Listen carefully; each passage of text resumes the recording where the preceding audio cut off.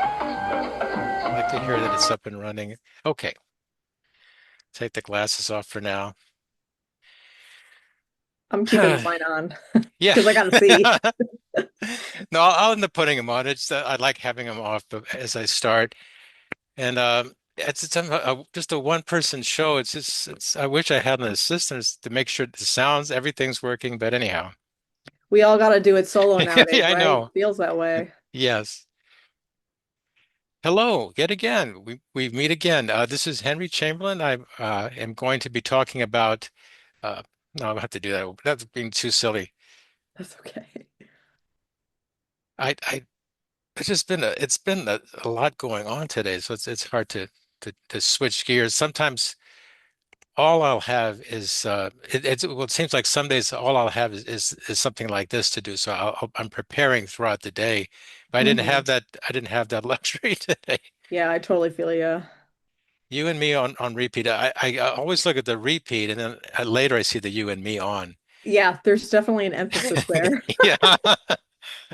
Okay. Okay. This is so silly. I might want to keep some of this. I don't know. Sometimes it actually humanizes the Definitely. host. We're just That's- ripping. I- Okay, so all right. Welcome to Comics Grinder. I am going to have you and what is? Let me. I just need like a second to think. All right. No, because what happens is I always just do it right away, just bam, and then we just keep going. So I don't know why I'm hesitating so much. It's because I can't see that I'm not used to the title. That's what's driving me nuts. You and me on repeat. See, what I normally would do is I was all by myself. I'd probably repeat the title a few times to myself to feel more comfortable. You and me on repeat. Because I've read the whole damn book, so I don't know what's wrong with me. Yeah, but like the title is not in the book. Yes. Okay. Welcome to another Comics Grinder, and I have a special treat. We have You and Me on Repeat, a graphic novel by Mary Shyne. And Mary Shyne is known for well, this is her first book, but she's known for Get Over It, which she'll be able to chat about and we maybe compare a little bit. But You and Me on Repeat is the big book. And thank you, Mary, for joining me for this. Glad to be here. Very good. Well, just before we started, we had like I had a silly like hiccups or something. I couldn't start, but now that we're started, Now I we're want rolling. now we're rolling. Now we're rolling. So what I'd like you to do is just give me an elevator pitch about what this book is about.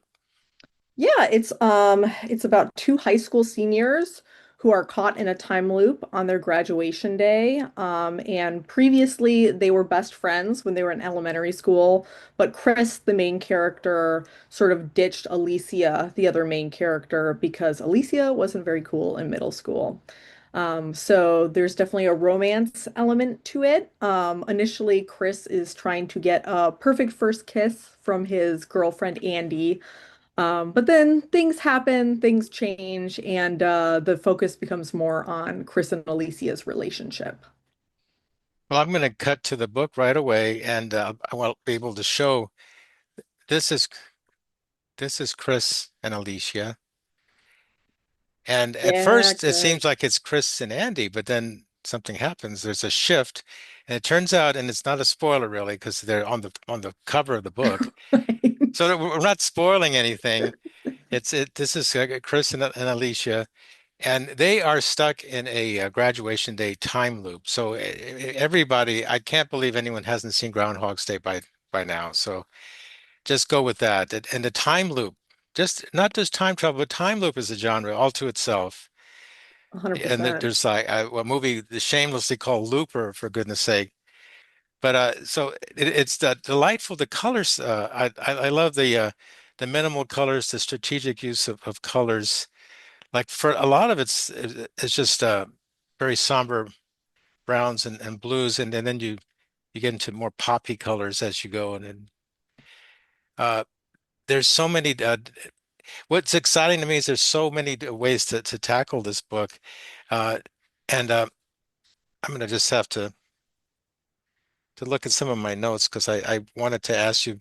Well, let's start with a simple question. What was it? What was the eureka moment for you that led you to say, this could be a book? What what started the path for you? Well, this was actually the second book pitch that my agent and I cooked up. Our first pitch was like a remaking of my first book, Get Over It, but more for like mainstream publishing. But for whatever reason, we decided like we wanted to try something new. And yeah, I just had remembered that I was reading this time loop story called All You Need Is Kill.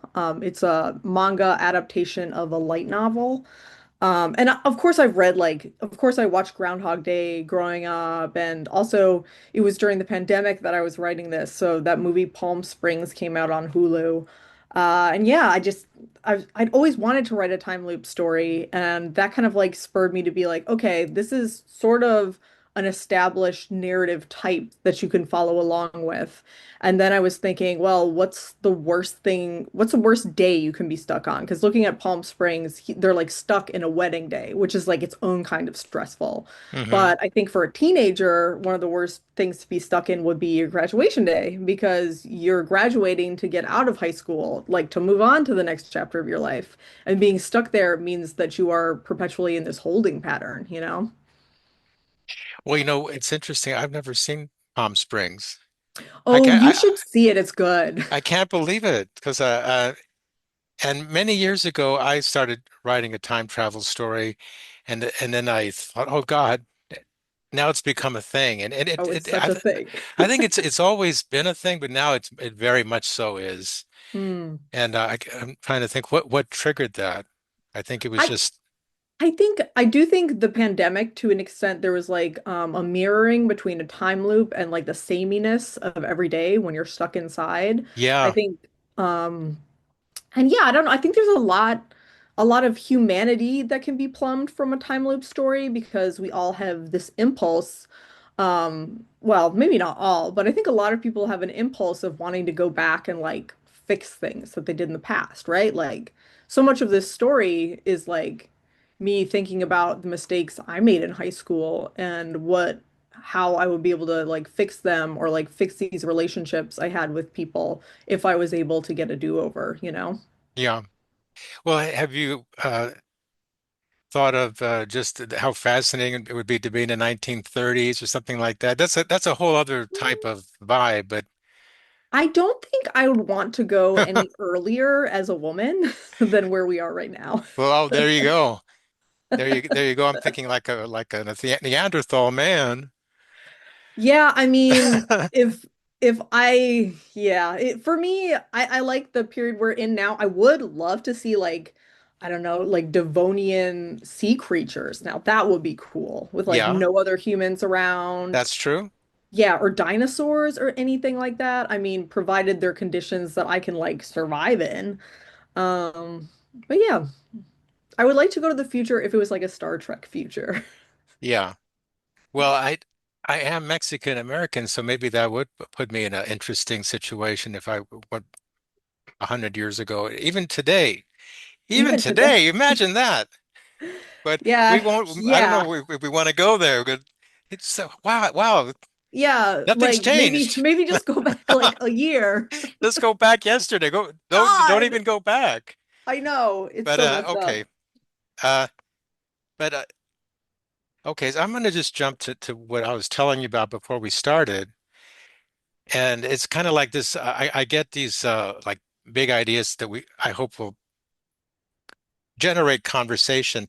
I'm thinking about what I consider the two groups. The group that had to do it all by themselves, had to just figure it out all by themselves, And then the demarcation point where things got more sophisticated, there's the Center for Cartoon Studies. And you were saying, well, there's always been some way to study comics. And then I said, but, things have gotten more sophisticated where it's more self-aware, more clever, more everything. Every nut and bolt has been analyzed. And I should have dug through my vast collection of junk here and come up with a copy of the comics journal. And it's Mm. James Sturm, and he just started the Center for Cartoon Studies, and he knew Shout that, out James Sturm.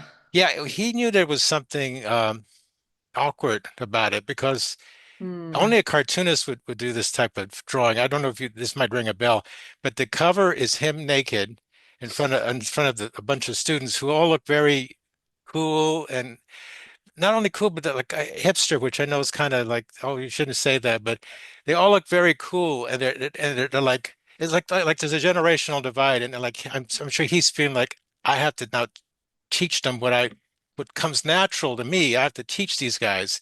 Of Hmm. course, he might have been also doing a little nod to Thomas Aiken, since Thomas Aiken always was naked with the students doing life drawing, whatever. Wow, I didn't know that. No, that's true. Yeah. But that might have been going on in the back of his mind. He wasn't aware of, but or thinking about necessarily. But no, I think that's like for the older generation, which I'm part of, unfortunately. Like, you can't. It's just inevitable. You get older, I'm but getting there too. yeah, I'm getting there too. yeah. So you'll have your own war stories. But so for me, it's like a feeling. I had to say I'm a cartoonist, and I ended up doing a comic strip in my college paper. So I had to Mm. like do everything self-directed. I got a degree in painting because I love painting. I still paint. I still continuously draw and stuff.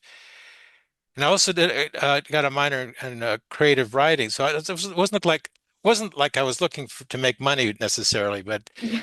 I also minored in creative writing.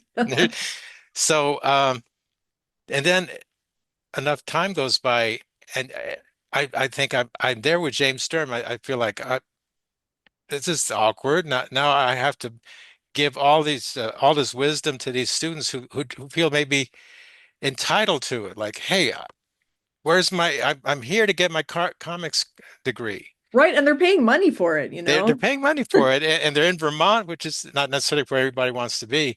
But Yeah. but you were there, so you defend your fancy Center for. Of course, I love all the people at Center for Cartoon Studies. So I say it with love. To defend your institution a little bit. Yeah, I mean, I think for me it was the perfect institution. I had already so I mean they obviously issue two types of degrees. They issue the MFA and then they also issue a certificate for people who don't have a BF or a bachelor's already. Hmm. And I already had my bachelor's in English and minored in creative writing. And then I worked for 6 years. I worked at Penguin Random House. So I was in the publishing industry, but I was mostly in digital production. So I wasn't really doing editorial stuff. And I lived my 20s and I lived in New York in my 20s and just kind of figured out who I was and what I was doing. And what I really loved doing was comics. I was by the time of, but right before I went to the Center for Cartoon Studies, I was, doing my day job 9 to 5 and then working in my studio from like 7 to 11 every day. And so for me at that point, I was like, I want 2 years to devote to comics. Like, and I'll have no excuse but to do comics because I'm Hmm. earning this degree, right? And then in the meantime, I also will be taking these classes where I'll be improving my techniques, learning different Photoshop things, et cetera, et cetera. And for me, it was perfect because in a lot of ways, it's a very self-driven program. You're gonna get what you want to get out of it. For me, what I wanted out of it was I wanted that time and I wanted those resources that I could individually tap into. Like they have all of Ranma one half in their library, which I don't know, like the New York Public Library didn't have all of Ranma one half, you know? So having that resource was incredible to me. So I think for those who know comics, who like really, really know that comics or what they want to do and what they want to devote their life to, it's a perfect school. I think it gets a little dicey when like younger people are admitted, who maybe aren't as confident in their path. Especially with like the American narrative of like go to college and then the next thing. Like, the Center for Cartoon Studies is not, if I had gone there after high school, I would have crashed out, It would have just been not a good experience for me. And that's not everybody. There are definitely like 18-year-olds who can handle that. Like famously, their alumni Tilly Walden went there right after high school, and she's doing amazing and still doing incredible stuff. So I'm not saying it can't be done, but I am saying that the way I see it personally is it's best to go in after you've lived life a little and you're ready to like devote a lot of time and energy to this. And not in that like, post high school way that you are something, right? It's Hmm. hard to explain that to people who are young though. My goodness. Okay, you completely won me over. I love what you're saying, and I definitely was a different person after high school, in my 20s and my Oh 30s, my and God. Oh my we God. keep evolving. Yes. I'm not the same person I was 5 years ago, or whatever. It just, uh, yeah, I was thinking, I was going over what sort of schools were around. It was the Joe Kubert, and it still exists, the Joe Yes, Kubert Steve School. Bissett, our professor, who sadly is retired, went there and he was always calling that out. Yeah, but because that was the place I was thinking of going to, and SVA existed. It wasn't on my radar in high school, but it was later, and a little too late. Like, okay, this isn't going to work. I'm already in college. How am I supposed to go to SVA now? But I suppose that at some SBA point, is also expensive. yeah, yeah. Like the CCS is half the price of SVA. So Well, yeah. no, like no shade to SVA, of course, but like just thinking about it from a financial perspective, which you gotta in these times and as a cartoonist. Yeah, so yeah, if young people are listening to this, and what can I get out of this? Well, if you are serious about being a cartoonist, and then it turns out that years later you're still serious, then maybe you should do it now. And even though you might not have your whole acts not together, maybe you can make it happen and get what you can out of it and go to the Center of Cartoon Studies. I I mean, would, yeah. I mean, I would also just say when I was like super young like that, I didn't have the idea. I was just like so in my head ego-wise, and like I was not as community minded as I am now. And I feel like I would have just destroyed connections that in the future would have really bit me in the butt. You know what I mean? yeah, yeah. Well, when you're young, you're battling certain things like the callow youth, being Yes, sarcastic, being so 100%. which it depends. Some people can pull it off, but yeah. And then Definitely, yeah. I mean, but I don't know. I like cringe to think of how like 18-year-old Mary Shyne would have talked to James Sturm. oh yeah, yeah. It's hard to take that back once you've established you're a jerk. Exactly. First impressions are forever. Oh gosh, what was I? I was about to say something that I wanted to. I can't remember now. Where was I? I lost my train of thought. Darn it. That's all good. Well, We're anyhow, we're just jamming. no, it was something I wanted to say. Well, anyhow, 'cause I don't want to edit if I don't have to. Let's. What I find interesting is the names of these characters. Chris O'Brien. It sounds like such a. Is there any significance between Alicia Ochoa says something about the person we know she's Hispanic, Mm.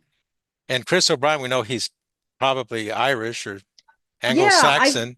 like Chris O'Brien was Christopher's my dad's middle name, and O'Brien is just like a generic Irish name because I feel like coming from the Chicago suburbs, at least in the school I went to, so many people were like Irish and Polish, Oh, that's very, interesting. very super Catholic. Yeah, Chicagoland. And then yeah, so and then, half of my school was also Latino American. So for Ocho is also sort of just generic Mexican name. Yeah. I didn't want to do like Rodriguez or Martinez.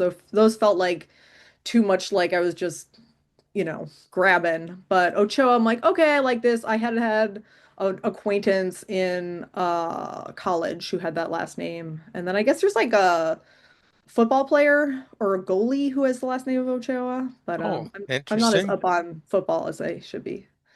That's okay. That's good. I was waiting. Okay, Rodriguez. What is she going to do with that? Because that's in my family, Oh, nice. and that's on my mother's side. Now that answers a lot for me because I was wondering why you choose a Mexican American or Mexican character, but it's part of your background in Yeah, Chicago growing 100%. up. So that's interesting. Um, well, okay, so going back to the cartoonist who by default had to be a auteur cartoonist who did everything, and a cartoonist who now and it's still there's plenty of auteur cartoonists out there. I'm sure a lot of people saying, "Hey, I'm doing it all by myself." There's so many doing it by myself, but there's also this new breed of cartoonists that have an agent, and have an editor, have a team. Can you t say something about compare the two, or from your experience? Yeah, for me, I do have like kind of have a team now. Yeah, it is a team. That's such a good way of putting it. I just think that like when I hear you have a team, it makes it sound like I'm at the head of it, which I don't feel that way at all. I feel like we're all working towards making a really great graphic novel together. Yeah. Um, But yeah, I mean, originally the first book, Get Over It, I self-published. So that means I drew everything, I wrote everything, and then I laid it out in InDesign, and also I had to like talk to the printer. And I'm actually almost sold out of that book, so I'm talking to the printer again to like reprint it because it does sell. Oh, it does sell okay at conventions. And, I had a stock of 500 and now they're almost gone 6 years later. So it's time to re-up it because I just need books on my table. But what's that actually helped me get my agent because it was having this book kind of showed her that like, oh, this person can finish something, which I Yeah. think is like a huge hurdle of hiring a graphic novelist is, I mean, you're giving this person a chunk of money and then you're going like run with it. Obviously, there's like check-in times and everything. Um, but having the reassurance that somebody can finish something, that's long, which is another great reason, another benefit of going to CCS. I had all this time to work on my thesis, and I never was like not working when I was at CCS. I was also always had a job at the same time, so it was sort of like teaching me how to balance those two things to be able to Hmm. produce this long work while still, holding down a day job, going to school, et cetera, et cetera. And then compare that to what I'm doing now, where I have an editor, Brian Geffen, he's the best. An agent, Anjali Singh, she's so cool. I have the assistant editor, Karina Lison, so cool as well. Who else?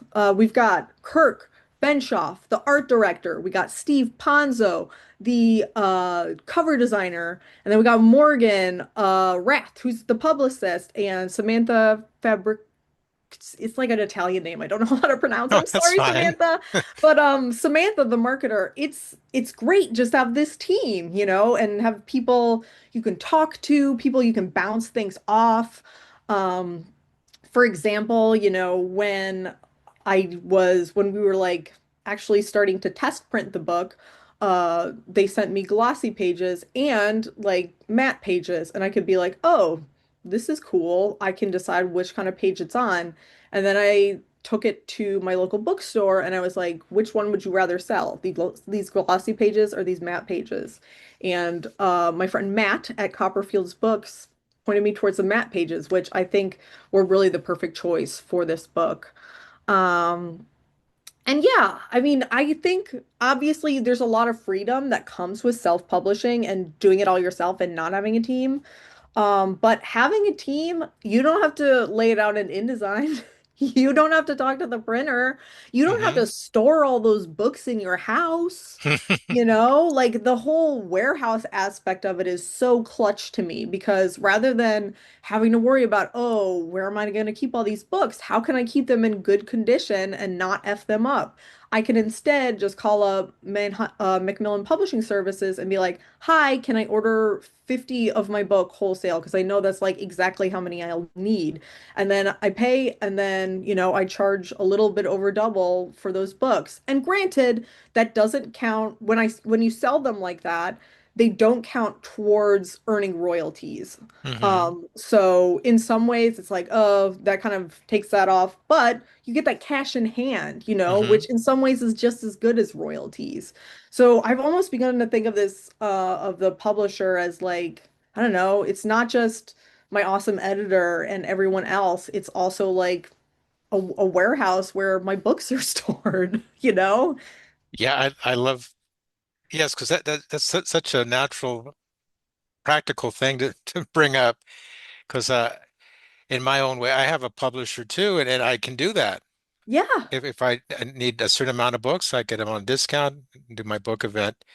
But I was thinking as you were going over all of these wonderful observations, is that everyone, it doesn't matter what generation, even to this very day, you do have to do your own stuff to prove yourself, and Yeah.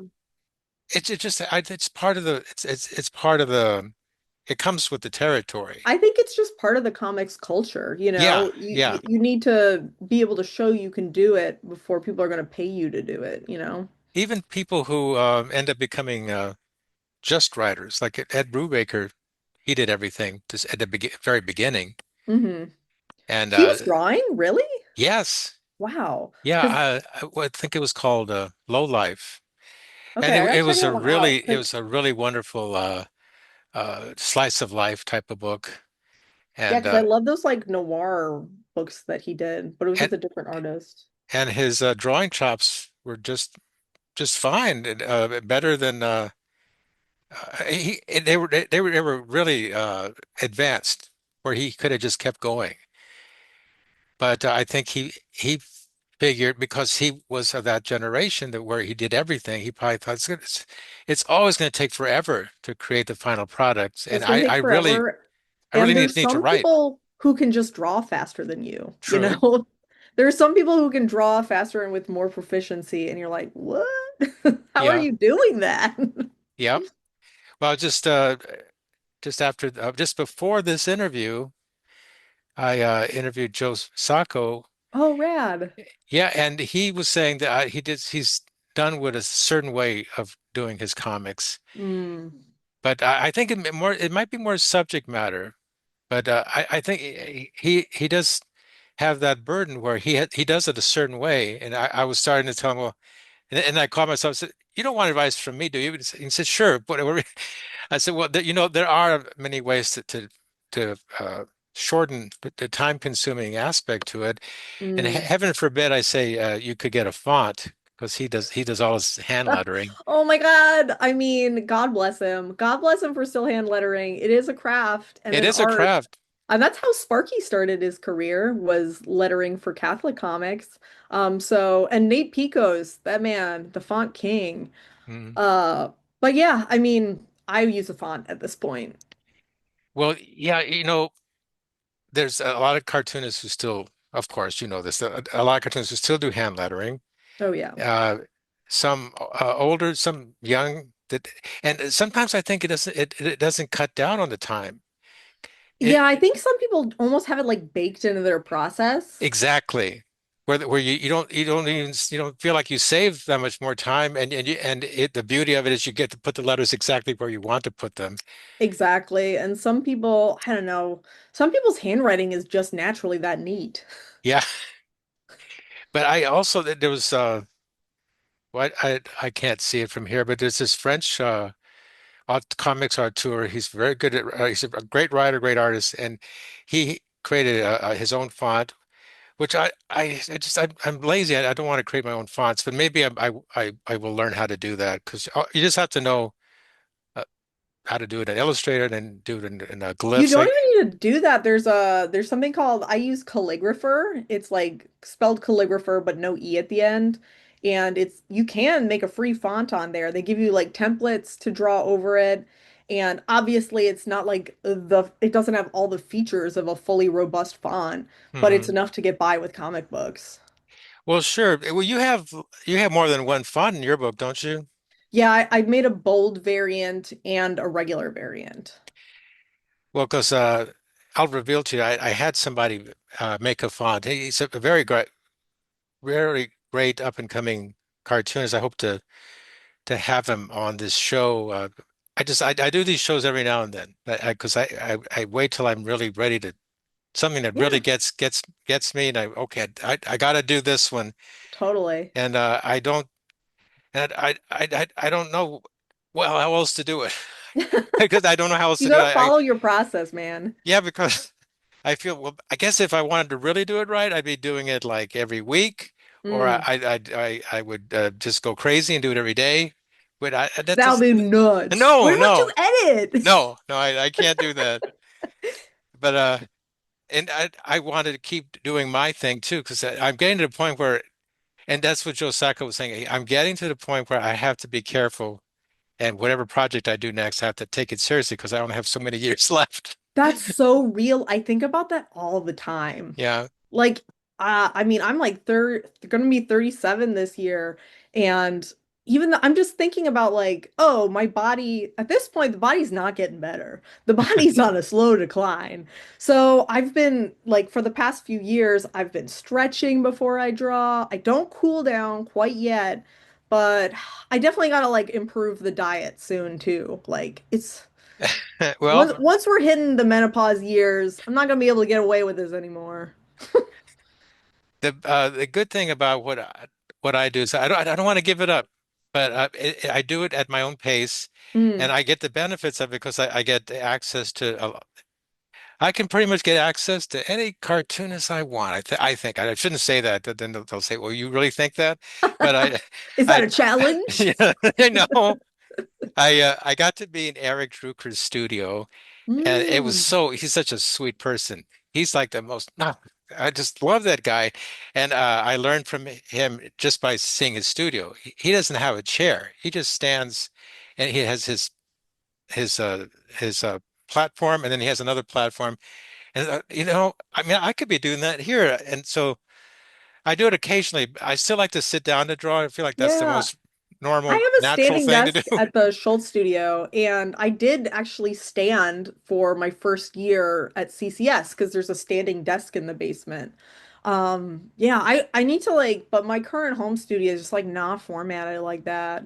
I should format it like that though, because I Well, do feel like it's good for core strength. yes.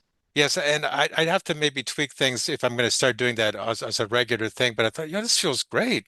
Yeah, Well, it does. because I've been sitting too long. I need to stand up. I know the sitting, oof, I it's have to gonna have to kill at us. least stand up. I'm not going to Yeah. be running. And I used to walk a lot more, but Do you I, have dogs? no, I don't know that I want a dog. I don't want it. I They'll don't make you want. walk. They'll make you walk. No, I love the dog so much, and then he'll take over my life. But we'll see. Honestly, if you get a small dog, I have two pugs. They're perfect like studio companions. They just sleep all day. Maybe so. And then We'll I s- snuggle them. we'll see.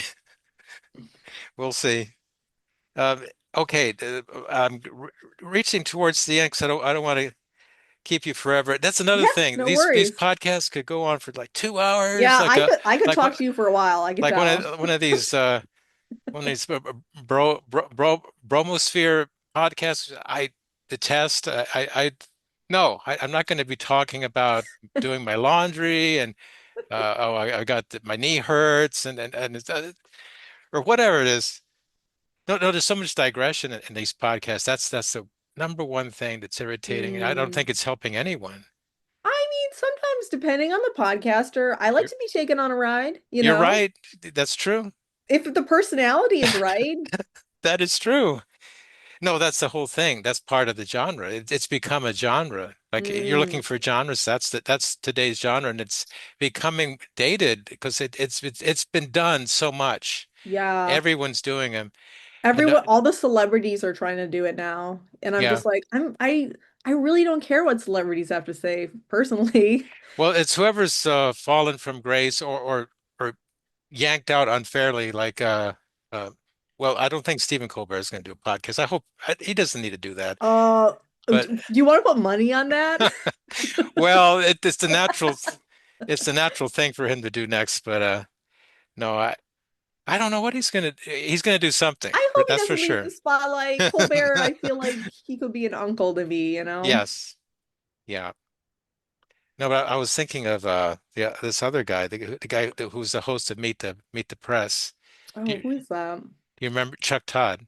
Hmm. Chuck Todd. Now he's somebody, not to get political, but I think he was too old and too male, and the demographic he wasn't meeting the demographics just right because he's such a brilliant political mind. Always had Hmm. an opinion on everything. He's so excited about politics that Hmm. doesn't make sense. It doesn't make sense for him to have been taken away from what he loved to do. And so now he does a podcast, keeping it real or something. He's some silly name and where he Keeping gets it real? no, Wait, it's not what? something like that.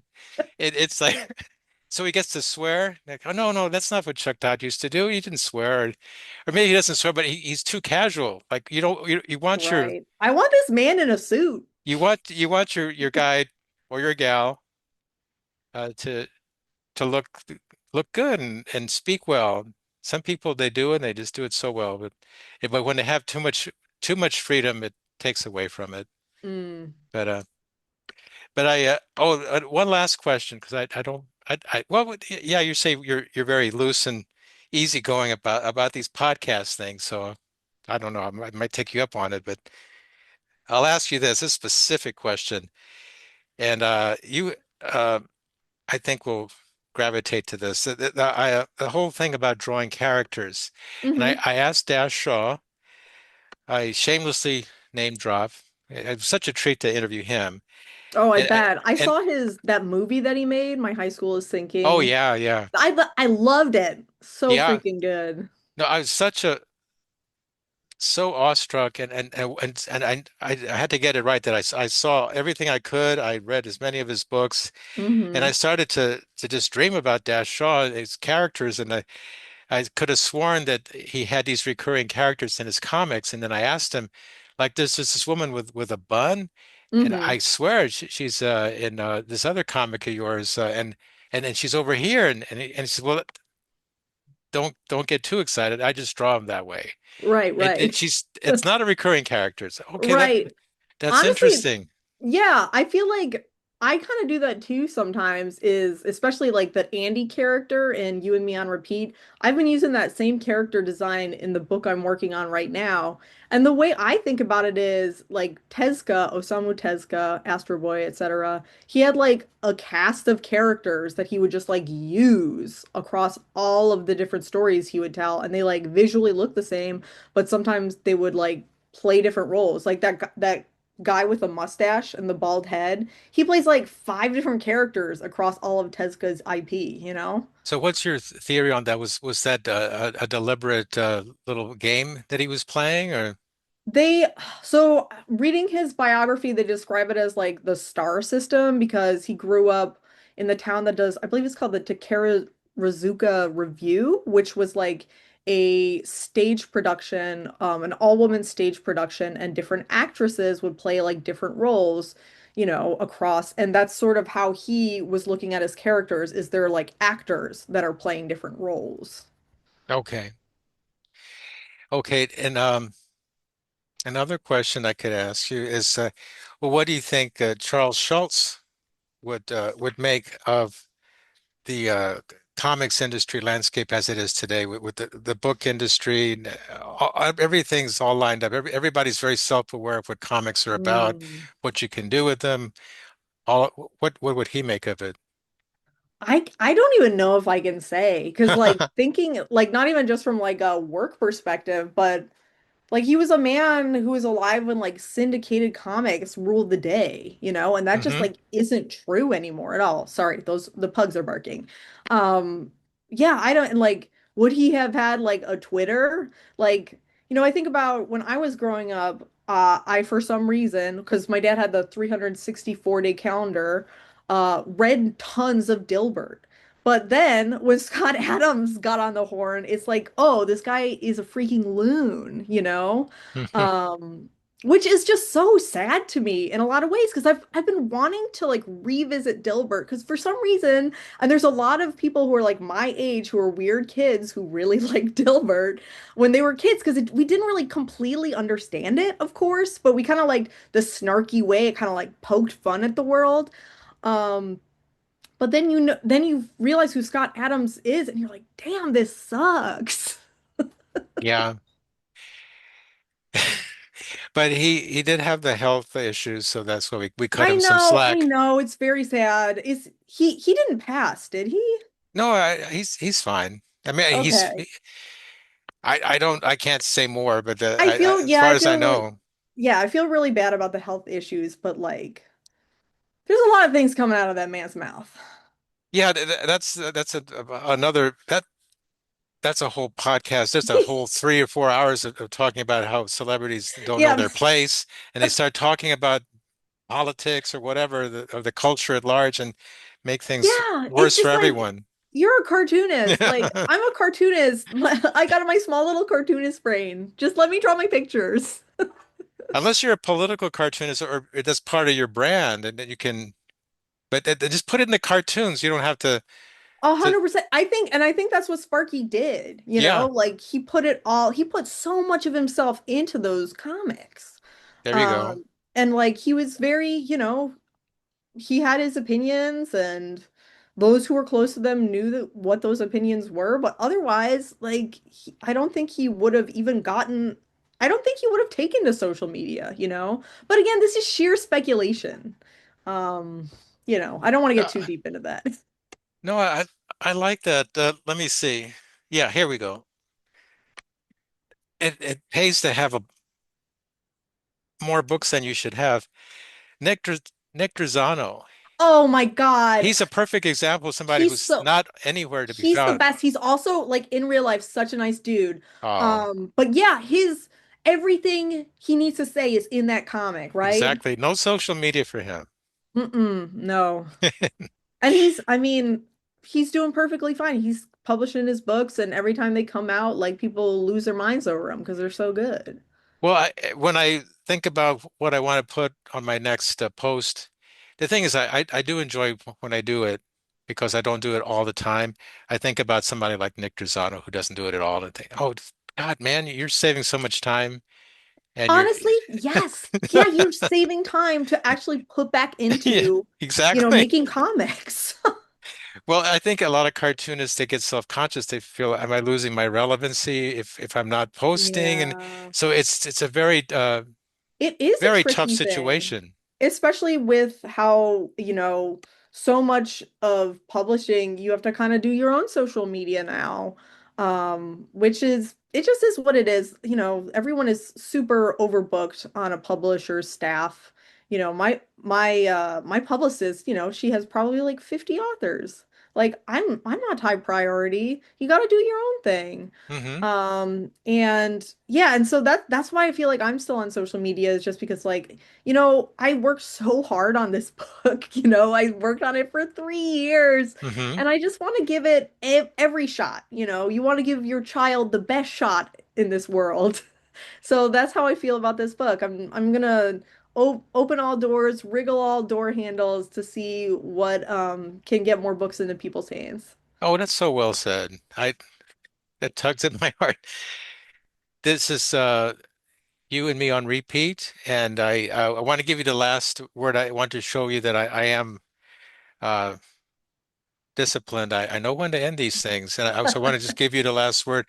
Is there anything else? Is there something I missed about your book? Anything else you'd like to say? It. No, just I would love if you went out and bought the book and read it. It's also at the library. If you want to go to the library and get it, also awesome. Library is where I get most of my books from. That's great. Yeah, just keep reading comics. Recommend comics to me. DM me recommendations. I always want to read more comics. Yeah, I don't know. This has been great. This has been a great talk. Oh, well, thank you. Yeah, and I'm really looking forward to meeting you in person. We get I a beer and know. everything. That'll be great. Right on. Okay, well, thanks so much, Mary. Yeah, great to meet you.